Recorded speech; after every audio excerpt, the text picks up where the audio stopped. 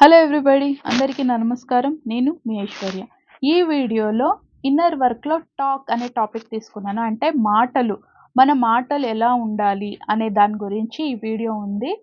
So, మనం ఎప్పుడైనా నొప్పిలో, బాధలో, చాలా కోపంలో ఉన్నప్పుడు మన మాటలు ఎలా ఉంటాయి? చాలా చేదుగా, కఠినంగా, చాలా బ్యాడ్ వర్డ్స్ యూజ్ చేస్తాము. సో, అలా మనం ఉన్నప్పుడు, మనం మాట్లాడే రకం కావచ్చు, మాట్లాడే ఒక పదాలు కావచ్చు, ఎదుటి ఉన్న మనిషి మనసుకి చాలానే నొప్పెడుతుంది. అలా మనం మాట్లాడడం వలన. కదా! మాటలు చాలా తీక్ష్ణమైన ఆయుధం లాంటిది మాట అనేది. అది ఎదుటి ఉన్న మనిషిని ఏదే ఆయుధం లేకుండా జీవచ్ఛవంగా చంపేయగలదు మాటలు అనేది. ఇలా చేదుగా, కఠినంగా ఎవరు మాట్లాడతారు అలాంటిది. కొంతమంది ఇలా చేదుగా, కఠినంగా మాట్లాడడం వలనో వాళ్ళు చాలా ఎక్స్‌పర్ట్‌గా ఉంటారు. వాళ్ళ మాటల్లోనే ఎదుటి ఉన్న వాళ్ళ మనసు గుచ్చి, గుచ్చి వాళ్ళు జీవంత ఊరికే వాళ్ళు బతుకుంటారు బాడీగా, మనసు నుంచి వాళ్ళు చనిపోయి ఉంటారు. అలా గుచ్చి, గుచ్చి మాట్లాడే రకం కొంతమంది ఉంటారు. ఎదుటి ఉన్న వాళ్ళని నొప్పి కలగేలా మాట్లాడడం అనేదే కొంతమందికి హ్యాబిట్ అయిపోయి ఉంటుంది. ఈవెన్ ఇది బ్యాడ్ హ్యాబిట్ అనేది వాళ్ళకి కూడా ఎన్నో సార్లు తెలిసుండదు. అది వాళ్ళు చేస్తున్నది తప్పు అనేది కూడా ఆ అవగాహన అనేదే వాళ్ళకుండదు. ఆ లెవెల్‌కి వాళ్ళు వెళ్ళిపోయుంటారు. ఈవెన్ కొంతమందికి ఏదైనా పాత జన్మదంతా గుర్తుకొస్తే, నువ్వు ఆ జన్మలో అలా చేశావు, ఈ జన్మలో ఇలా చేశావని ఎదుటి వాళ్ళని చాలా నొప్పి కలిగేలా మాట్లాడతారు. నార్మల్‌గానే నువ్వు అప్పుడు ఆ రోజు అలా చేశావు, ఈ రోజు ఇలా చేశావని మాట్లాడేటట్టుగానే ఉంటారు. ఇది కూడా పాత జన్మలది గుర్తొచ్చిన మాట్లాడేవారు కూడా ఉంటారు. అందుకే భగవంతుడు ఎప్పుడు గూడా మనకి పాత జన్మలదంతా ఏవి కూడా గుర్తు రాకుండా అన్నీ మర్చిపోయేలా చేసుంటారు.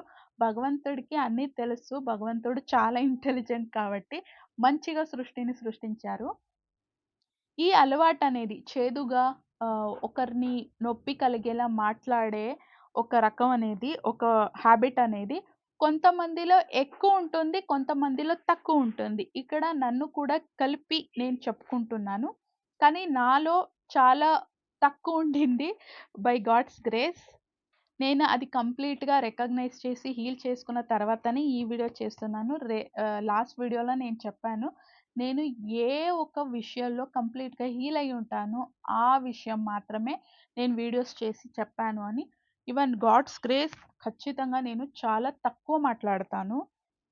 మాట్లాడేటప్పుడు చాలా స్వీట్‌గా మాట్లాడతాను. ఇంకొకటి నా హీలింగ్ ప్రొసీజర్‌లో కొంచెం హీలింగ్ ఆహ్, ఆహ్, నెగెటివ్ హీలింగ్ అంటే అంత సర్ఫేస్‌కొచ్చి అవన్నీ హీల్ చేసుకునేటప్పుడు కొంచెం గట్టిగా అరిచి గోల చేసి మాట్లాడిందుంది. అది అది తప్పితే మా ఇంట్లో అందరూ ఇది ఇంత సైలెంట్ ఎలా అయింది? ఎందుకిలా ఆడుతుంది? అని అందరూ అడ్జస్ట్ చేసుకున్నారు కాబట్టి నా ఫ్యామిలీ వాళ్ళందరికీ కూడా థాంక్స్. ఈవెన్ ఎక్కువ ఎవరిని నొప్పించలేదు. 1 ఆర్ 2 టైమ్స్ ఒక్కొక్కరిని నొప్పించానేమో అంతే. సో, వాళ్ళు చేసిన తప్పే వాళ్ళకి చూపించాను అంతే తప్ప, ఇంకేమి ఎక్కువ చేయలేదు. బై గాడ్స్ గ్రేస్ భగవంతుడి దయ నా మీద మంచిగా ఉంది. బట్ ఎవరికైనా సరే ఈ హాబిట్ అనేది కొంతమందిలో ఎక్కువుంటుంది. కొంతమందిలో తక్కువుంటుంది. ఇది మన ట్విన్ ఫ్లేమ్ జర్నీకి ఎలా వర్క్ అవుతుంది అంటే, మనం ప్రాణంగా ప్రేమించే ఆ వ్యక్తి మనకి చాలా ఎవరు దగ్గరుంటారో అది ట్విన్ ఫ్లేమ్ అనే కాదు. తల్లి, తండ్రి నుంచి, తోబుట్టు వాళ్ళ నుంచి, ఫ్రెండ్స్ నుంచి, కొలీగ్స్ వాటెవర్ అందరూ ఎవరు మనకి చాలా దగ్గరుంటారో వాళ్ళందరికీ కూడా ఇది వర్తిస్తుంది. మనం ఎవరిని ఎక్కువ ప్రేమిస్తామో వాళ్ళు భార్యాభర్తలు, పిల్లలు, ఈవెన్ ట్విన్ ఫ్లేమ్ జర్నీలో ఉన్నవాళ్ళు అందరికీ కూడా మీ స్టోరీకి తగ్గినట్టుగా దీన్ని తీసుకోండి. ట్విన్ ఫ్లేమ్ జర్నీలో ఉన్న వాళ్ళకి మాత్రమే కాదు ఈ వీడియో. ఇన్నర్ వర్క్ అనేది మనం అందరూ కూడా చేసుకోవాల్సిందే. సో, మీ స్టోరీకి తగ్గినట్టుగా నా వీడియోస్‌ని తీసుకోండి. ఈవెన్ మనం ఎవరిని ఎక్కువగా ప్రేమిస్తామో, వాళ్ళు చెప్పే మాటలు మనసుకి ఇంకా ఎక్కువ చేస్తుంది. మనసుకి బాధేస్తుంది. దారిలిపోయేవారు ఎవ్వరైనా ఏదైనా అంటే, మనం అది సీరియస్‌గా తీసుకుంటామా? ఏదో పిచ్చివాడు ఏదో వాగాడు అనుకోని లైట్ తీసుకుంటాం. అదే మనం ఎంత దగ్గరగా, ఎంత ప్రాణంగా ప్రేమిస్తే వాళ్ళొక చిన్న మాట అన్నా కూడా అది మనసుకి చాలా గుచ్చుకుంటుంది. అది మనసులో ఇది ఇన్నర్ ఇన్నర్ వూండ్ అయిపోతుంది. మనసులో ఒక ఆరని గాయంగా ఆహ్, అయిపోతుంది. దీన్నే ఇన్నర్ వూండ్స్ అనేది. చెప్పిన మాటలు కావచ్చు, జరిగిన సిట్యుయేషన్ కావచ్చు, దాంట్లో వాడిన పదాలు కావచ్చు, అది మనసుకి గుచ్చి మనసులో ఆరని గాయం చేసుంటుంది. Inner wound అయ్యుంటుంది. మనకి తెలీదు ఎదుటి మనిషి ఆల్రెడీ ఏ ప్రాబ్లమ్‌లో ఉన్నారో, ఎలాంటి బాధలు ఫేస్ చేశారో, ఎలాంటి అనుభవాల్లో ఉన్నారు, ఏ కష్టంలో ఉన్నారో మనకి తెలిసుండదు. వాళ్ళ మనసులో ఎంత బాధ పెట్టుకున్నారో అది కూడా తెలిసుండదు. ఇది నార్మల్‌గా అందరి విషయంలో చెప్తున్నాను. సో, కొంతమందైతే మనసులో ఎంత బాధ ఉన్నా కూడా అందరి మధ్య నుండి ఎప్పుడూ నవ్వుతూ, నవ్విస్తూ ఉంటారు. కొంతమంది ఇలాంటి విషయం చేయడం వల్లనో కొంతమంది చాలా ఎక్స్‌పర్ట్స్ ఉంటారు. ఆడవాళ్ళైతే ఎన్నో సార్లు ఆహ్, మనసులో ఉన్న బాధని తట్టుకోలేదు, తట్టుకోవడం అవ్వట్లేదు అన్నప్పుడు ఏడ్చి, గోల చేసో, ఇంకొకరితో చెప్పో అలా బయట పడేస్తాం ఆల్‌మోస్ట్ 90%. కానీ ఆడవాళ్ళు కూడా కొన్ని చెప్పుకోలేని బాధలు వాళ్ళు కూడా మనసులో పెట్టుకొని ఇలా నాటకం ఆడుతూ ఉంటారు. నవ్వుతూ బయట అలా. దీంట్లో మగవాళ్ళు చాలా ఎక్స్‌పర్ట్‌గా ఉంటారు. ఎందుకంటే చిన్నప్పటి నుంచే వాళ్ళని చెప్పి పెంచేసి ఉంటారు. ఏంటి ఆడవాళ్ళలా ఏడుస్తావు, మగాడు నువ్వు నువ్విలా స్ట్రాంగ్‌గా ఉండాలి. అదేంటి అమ్మాయిలా ఏడుస్తావు, అలా ఇలా అని కొన్ని వర్డ్స్‌ని యూజ్ చేస్తూ మగవాళ్ళంటే ఎప్పుడు కూడా బాధని, నొప్పిని లోపల దాచుకోవాలి గానీ బయట పెట్టకూడదు. లేదంటే ఆహ్ ఏదేదో రకాల్లో మాట్లాడతారు మనల్ని అని, ఆ భయం వాళ్ళ మనసులో ఉండిపోతుంది కాబట్టి, ఎంత బాధ ఉన్నా కూడా మగవాళ్ళు ఆల్‌మోస్ట్ ఎవ్ ఎదు ఎదుటి మనిషితో చెప్పి వాళ్ళ వీక్‌నెస్ గాని, వాళ్ళ వీక్ పాయింట్స్‌ని గాని మగవాళ్ళు ఓపెన్ అప్ చేసి చూపించరు. ఎందుకంటే దాన్ని పట్టుకొని నన్ను వీక్ అనుకుంటే అనే భయం మగవాళ్ళల్లో ఆల్‌మోస్ట్ ఎక్కువుంటుంది. కాబట్టి ఎదుటి ఉన్న మనిషిని ఎప్పుడు కూడా జడ్జ్ చేయకండి. నవ్వుతూ ఉన్న ఆ ఫేస్ వెనుక లోపల మనసులో ఏదో నొప్పి దాగి ఉండొచ్చు. కాబట్టి మన మాటలు ఎప్పుడు కూడా మంచిగా ఉండాలి. ఈవెన్ మనం చాలా ప్రేమించే వ్యక్తితో అలా బ్యాడ్ బిహేవియర్‌గా, బ్యాడ్ రకంగా మాట్లాడడం వలననే మీ ఒక చాలా ప్రేమించే వ్యక్తి మీ నుంచి దూరం అయి ఉండొచ్చు. మీరు ట్విన్ ఫ్లేమ్ మీ లైఫ్‌లో వచ్చినా కూడా సెపరేషన్‌కి అదే కూడా ఆహ్, రీజన్ అయ్యుండొచ్చు. చాలా చేదుగా మాట్లాడే వాళ్ళ దగ్గర ఎవ్వరై ఎవ్వరైనా సరే మాట్లాడడానికి ఎందుకు ఇష్టపడతారు? ఒకర ఒక టైము పెళ్లయిపోయింది. మీరు ట్విన్ ఫ్లేమ్ అవ్వాల్సిన అవసరం లేదు. మీకు పెళ్లయిపోయింది. సమాజం ఉంది, సంసారం ఉంది, ఇంట్లో పెద్దవాళ్ళు ఆహ్, ఆహ్, ఆహ్, తిడతారనో, లేకపోతే సమాజం యాక్సెప్ట్ చేయదనో, పిల్లల మీద దూరం అయితే పిల్లల్ని వదిలి వెళ్ళలేను అని భార్యాభర్తలు ఒకరితో ఒకరు వాళ్ళ చేదుగా మాట్లాడడం వలననే ఆ టెన్షను, స్ట్రెస్సు అదంతా తట్టుకోలేక మగవాళ్ళు బ్యాడ్ హ్యాబిట్స్‌కి మారిపోయే ఛాన్సెస్ ఎక్కువుంది. ఆడవాళ్ళు ఓవర్ థింకింగ్, ఓవర్ ఈటింగ్ ఎక్కువ వాళ్ళ స్టోరీకి తగ్గినట్టుగా రీల్సు, సీరియల్స్ చూడడం ఇవన్నీ కూడా బ్యాడ్ హ్యాబిట్సే. మగవాళ్ళు వాళ్ళ రకంగా వాళ్ళు చూసుకుంటే, ఆడవాళ్ళు వాళ్ళ రకంగా వాళ్ళు చూసుకుంటారు. బికాజ్ ఆ టెన్షన్, స్ట్రెస్ ఎక్కడైనా రిలీజ్ చేయాలి కదా! ఇదే ఒక ఆహ్, వే అని అనుకోని, ఈ చేదుగా మాట్లాడడం వలననే బ్యాడ్ హ్యాబిట్స్ అని లైఫ్‌లో వచ్చే ఛాన్సెస్ 99 99.99% ఉంది. కన్నడలో చెప్తారు. మాటే ముత్తు మాటే మృత్యు అని. అంటే మాటే పర్ల్ ముత్యం అని, మాటే మృత్యు అని. మనం మాట్లాడడం వలన మనం దాన్ని పర్ల్‌గా కూడా మనకి యూజ్ అవ్వచ్చు. లేదంటే అది మన చావుకు కూడా రావచ్చు మన మాటలు. అందుకే మన మాట మీద ఎప్పుడు కూడా నిఘా ఉండాలి.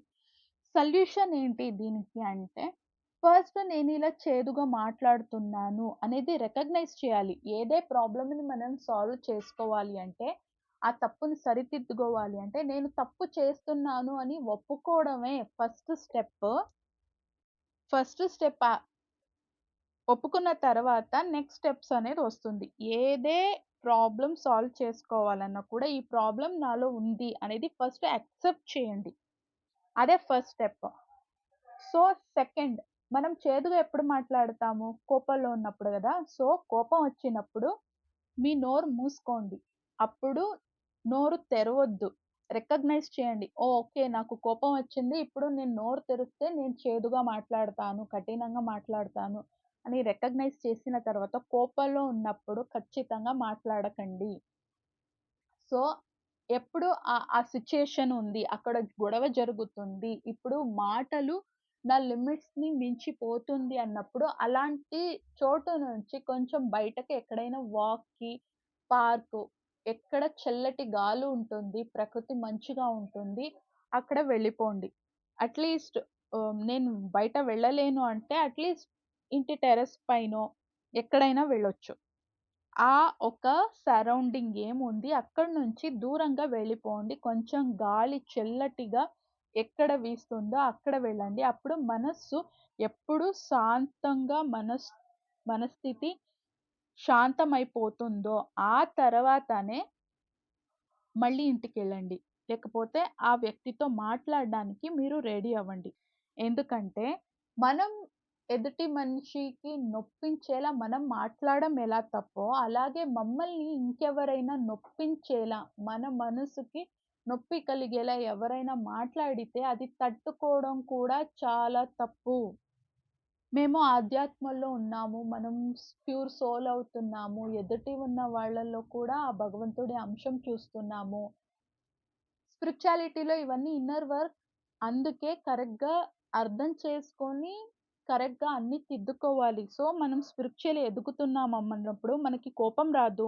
మనం ఎప్పుడు శాంతంగా ఉండాలి. అలాంటిదేమీ లేదు. ఎందుకంటే, మనం ఈ సంసారంలో ఉంటున్నాం. సంసారంలో ఉండి ఆధ్యాత్మ సాధన చేస్తున్నాం కాబట్టి, మనకి కోపం రావడం ఇవన్నీ కూడా కామనే. కానీ స్పిరిచువాలిటీలో మనం ఎదుగుతున్నప్పుడు, దాన్ని ఎలా ప్రాపర్‌గా హ్యాండిల్ చేయాలి అనేది నేర్చుకొని దాన్ని ప్రాపర్‌గా హ్యాండిల్ చేస్తాము. That is real spirituality. కాబట్టి మీకు ఆహ్, కోపం వచ్చిందన్నప్పుడు మాట్లాడకండి. కొంచెం ఆ చోటు నుంచి బయటకెక్కడైనా వెళ్ళిపోండి. చల్లటి గాలిలో కొంతసేపు ఉండి, మనస్సు శాంతమైన తర్వాత ఇంటికి రావడమో, ఆ వ్యక్తితో మాట్లాడడమో చేయండి. అప్పుడు వాళ్ళు కూడా వాళ్ళ కోపం కూడా శాంతమయ్యి చల్లబడి ఉంటుంది వాళ్ళ మనసు కూడా. అప్పుడు మీరు మాట్లాడండి. మీరిలా ఈ ఈ రకంగా మాట్లాడారు. మీరు సరిగ్గానే మాట్లాడారా? రియల్లీ అనే సాఫ్ట్ క్వెషన్‌ని అడిగితే చాలు వాళ్ళు రియలైజ్ అవుతారు. ఒక 5 టైమ్స్, 10 టైమ్స్ వాళ్ళు మీ భార్యాభర్త అనుకోండి. మీకు వేరే ఆప్షన్ ఉండదు. ఇంట్లో వాళ్ళు అలా చేస్తూ ఉంటే వాళ్ళని వాళ్ళ రకంగా వదిలేయండి. కొంతమంది మారరు అన్న తర్వాత ఏం చేయడానికి అవ్వదు. కానీ 5 టైమ్స్, 10 టైమ్స్ అలా గోల చేయొచ్చు, అరవచ్చు, గొడవ చేయొచ్చు, కఠినంగా మాట్లాడొచ్చు. మీరు రెస్పాన్స్ అవ్వలేదన్నప్పుడు ఎంత అరిచినా, గోల పెట్టినా వీళ్ళ దగ్గర మనది ఏమి చేసుకోడానికి అవ్వదు. మన పప్పు ఉడకదు అని వాళ్ళకి అర్థమైన రోజు వాళ్ళు కూడా అలా మాట్లాడడం ఆపేస్తారు. మనం ఒక విషయంలో హీల్ చేసుకుంటే, అది మన ఇంట్లో ఉన్న వాళ్ళందరి మీద అది స్ప్రెడ్ అవుతుంది.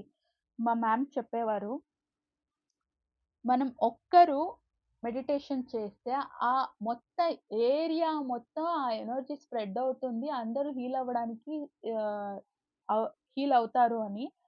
అది నాకు అప్పుడు అవునా! అనుకోని ఊరికే ఉండిపోయాను గానీ, దాని మీద నాకంత నమ్మకం రాలేదు. ఎందుకంటే నేనొక్కదాన్నే మెడిటేషన్ చేస్తున్నాను. అది వేరే వాళ్ళ మీద ఎలా వర్క్ చేస్తుంది అనుకునేదాన్ని. ఎంత నా లైఫ్‌లో ఎంత చూసానో తెలుసా? సిన్స్ 2023 డిసెంబర్ నుంచి ఆల్‌మోస్ట్ 99% డేస్ నేను మెడిటేషన్ ప్రతిరోజు చేస్తాను. మా ఇంట్లో వాళ్ళందరూ మారారు. చాలా అంటే చాలా మారారు. అది మా ఇంట్లో నేను చూసాను. బట్ మా ఏరియాలో చాలా గొడవలయ్యేది. ఇప్పుడు గొడవ అవ్వదని చెప్పట్లేదు. కానీ 99% గొడవ అవ్వదిప్పుడు. ఎందుకంటే నేను గొడవ చేసేదంతా ఆపేసాను. ఇప్పుడు అరవడం, గోల చేయడం ఏం చేయను.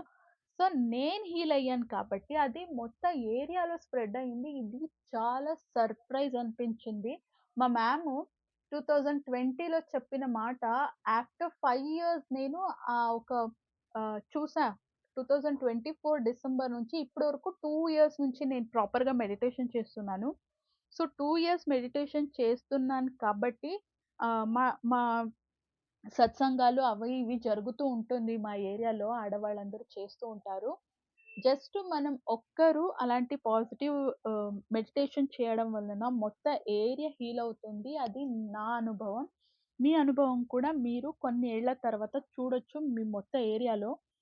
బట్ ఫస్టు మార్పు అనేది మన లోపల వస్తుంది. ఆ తర్వాత మా ఇంటిలో ఉన్న ఉన్న వాళ్ళలో వస్తుంది. ఆ తర్వాత ఏరియాకి స్ప్రెడ్ అవుతుంది ఆ ఎనర్జీ మొత్తం. సో, మార్పు అనేది అంత స్ట్రాంగ్‌గా ఉంటుంది మెడిటేషన్ చేసే వాళ్ళకి. ఫస్ట్ ఆఫ్ ఆల్ మనం ఎవరితో తప్పుగా మాట్లాడకూడదు. ఎవరైనా మాతో తప్పు ప్రవర్తనగా మనల్ని అన్యాయం చేసి, మోసం చేసి, ద్రోహం చేస్తున్నారు, అవమానిస్తున్నారు, మనం కిందగా చూస్తున్నారు అన్నప్పుడు తట్టుకోవాల్సిన అవసరం లేదు. హే! Stop excuse me. నీ లిమిట్స్ ఇది అని ఎవ్వరికైనా సరే వాళ్ళ లిమిట్స్ చూపించాల్సిందే. లేదంటే మన లోపల ఉన్న ఆత్మ అంశ అయిన పరమాత్ముడికి నొప్పి కలుగుతుంది.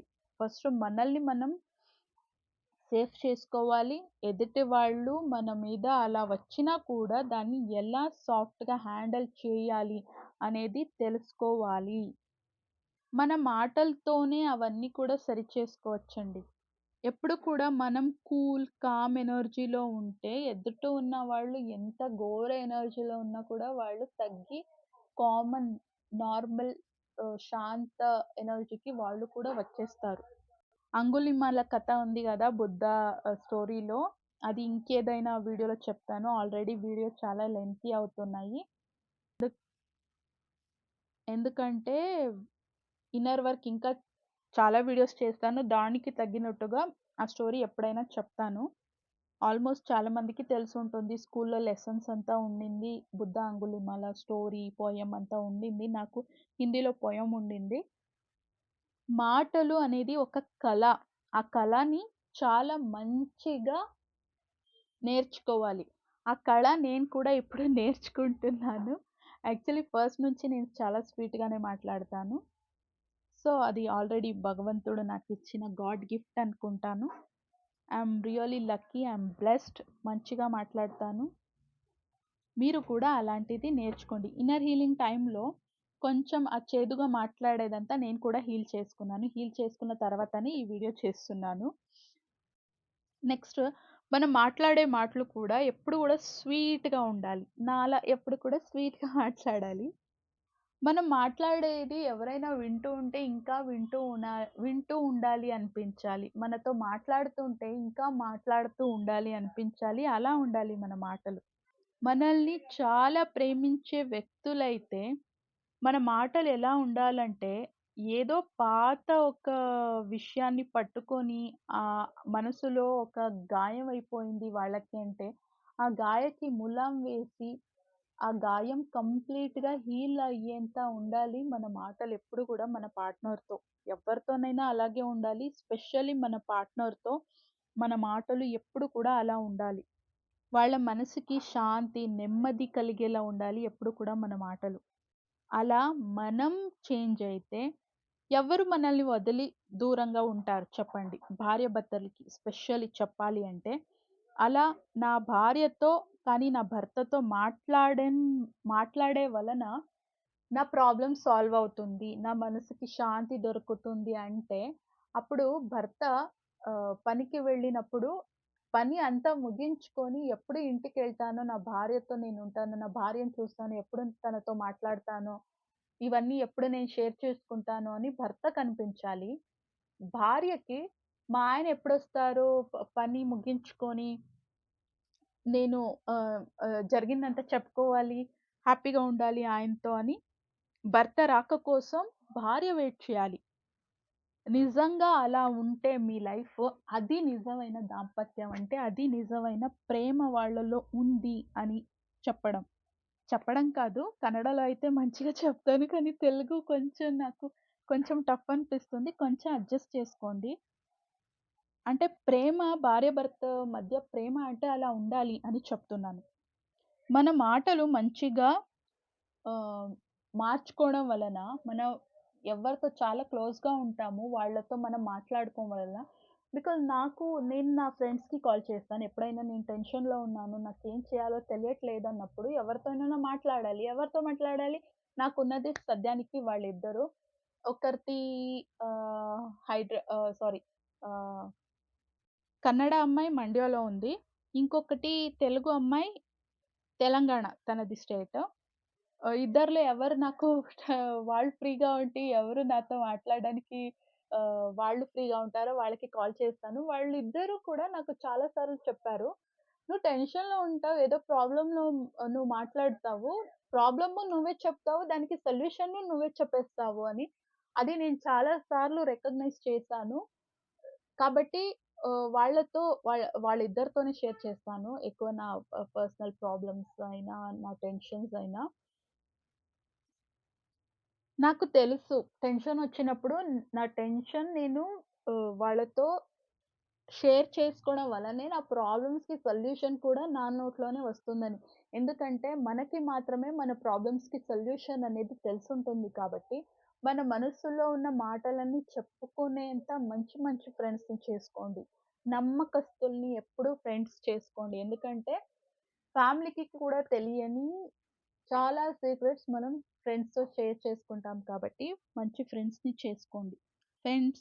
ఫ్రెండ్స్ గురించి ఇంకొక వీడియో చేస్తా.